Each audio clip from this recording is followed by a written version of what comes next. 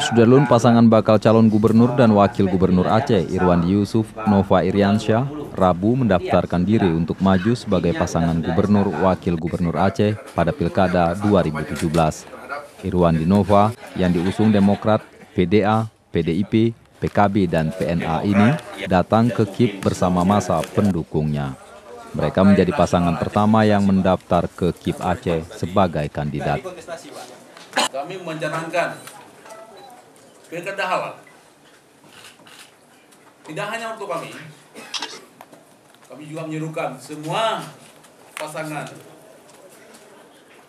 calon kepala daerah lain mengikuti hal yang sama, pilkada halal. Tidak sukar melaksanakan pilkada halal. Ada 10 poin yang kami sampaikan. Yang paling payah adalah melakukan pilkada haram. Dari Banda Aceh, Reza Munawir, Serambi On TV.